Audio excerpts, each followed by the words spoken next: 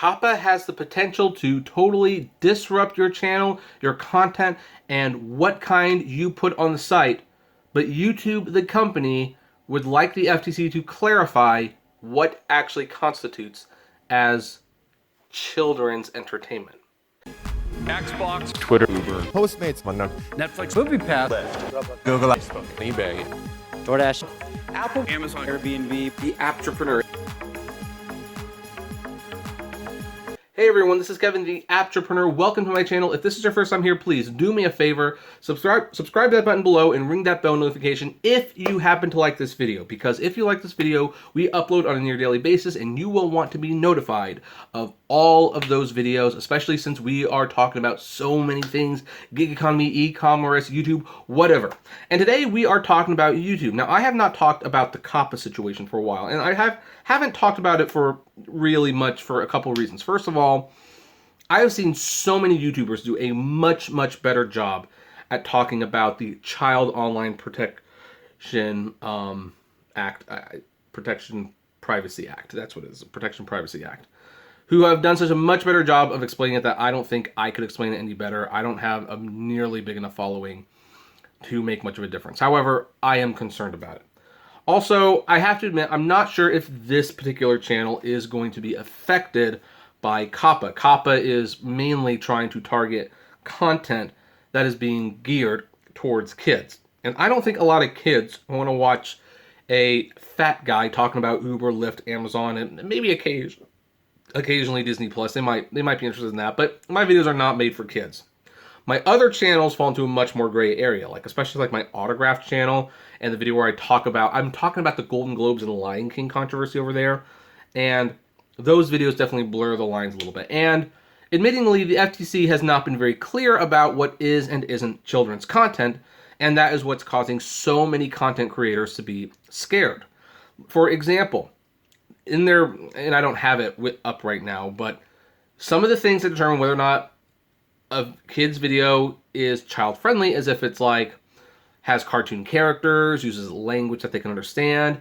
Heck, if a bunch of kids are watching your videos, but that video is not specifically made for a kid, they will consider that to be a child-directed video. And that creates a problem because it's well, kids shouldn't watch PewDiePie or Keemstar, but they do.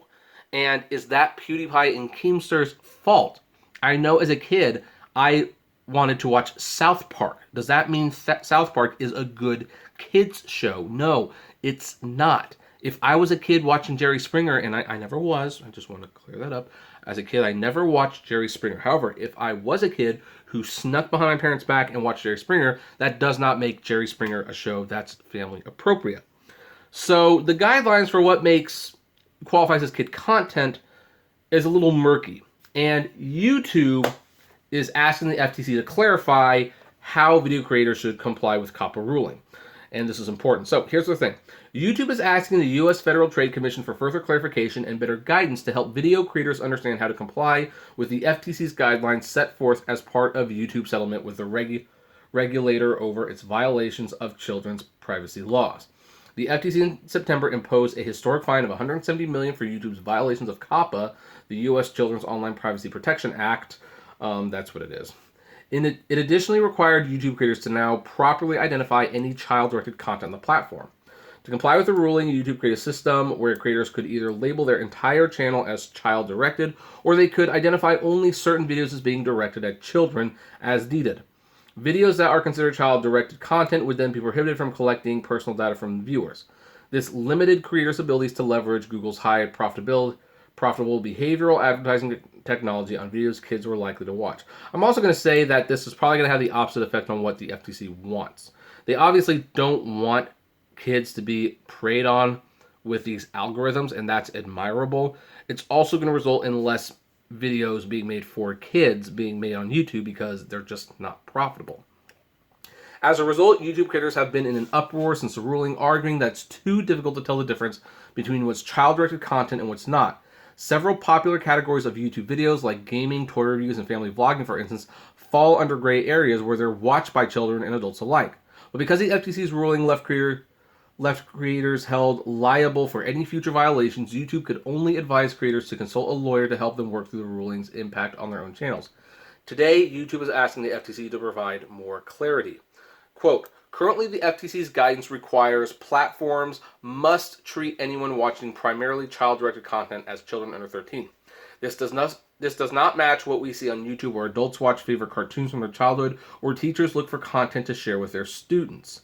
Creators of such videos have also conveyed the value of product features that wouldn't be supported on their content. For example, creators have expressed the value of using comments to get helpful feedback from older viewers. This is why we support allowing platforms to treat adults as adults if there are measures in place to help confirm that the user is an adult viewing kids' content. Specifically, YouTube wants the FTC to clarify what's to be done when adults are watching kids' content.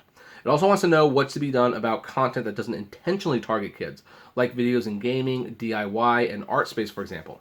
If those videos end up attracting a young audience, are these also to be labeled made for kids even though it's not their intention, YouTube asks? The FTC shared some guidance in November, which YouTube passed along to creators. But YouTube says it's not enough, as it doesn't help creators understand what's to be done about this mixed audience content. Yes, because here's the thing. I'm talking about the Lion King on other channels, but here's the thing. Disney movies, I think you could say, are primarily geared for kids. But adults like them. Heck, you go to Disneyland, the reason Disneyland is so crowded, for lack of a better word, is because there's a lot of childless couples out there who don't have kids, who just go to Disneyland. They want to feel like a kid again, so they go. And it's ridiculous, by the way, but whatever. And here's the thing. You have movies like The Matrix, made for adults, and yet teenagers and even some kids love those movies. They shouldn't watch them, in my opinion, but they do. So is that the fault of the Wachowskis because they made a movie for adults that kids watched? It's not their fault that kids are watching these movies, and it shouldn't be the creators' fault that they're making videos that are not geared for kids, but the kids are watching them anyway. So, here's the thing. YouTube says it supports platforms treating adults who view primary child-directed video content as adults as long as there are measures in place to help confirm the user is adult. It didn't suggest what those measures would be, though possibly this could involve users logged into an adult-owned Google account or perhaps an age gate measure of some sort. I'd be okay with that. YouTube submitted its statements as part of the FTC's comment period on the agency's review of the COPPA rule, which has been extended until December 11th, 2019. Oh, that's today, actually. And it's my birthday today. What do you know? So the FTC is giving commentators additional time to submit comments and an alternative mechanism to file them, as the federal government's regulations.gov portal is temporarily inaccessible.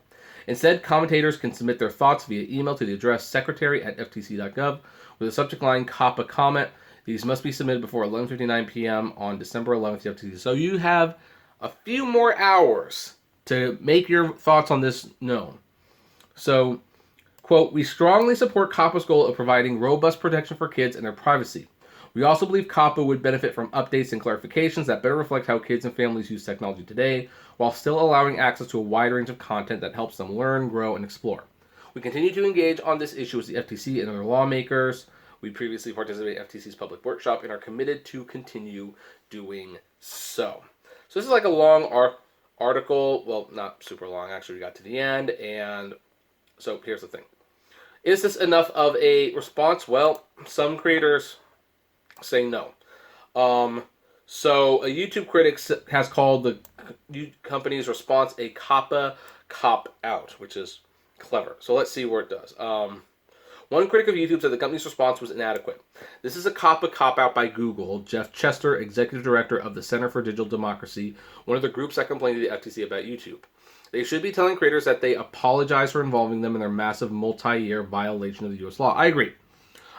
We're in this mess because YouTube was the one breaking the law. They were the ones collecting data. Somehow, we're the ones that are getting screwed for that one, because that's just how it works.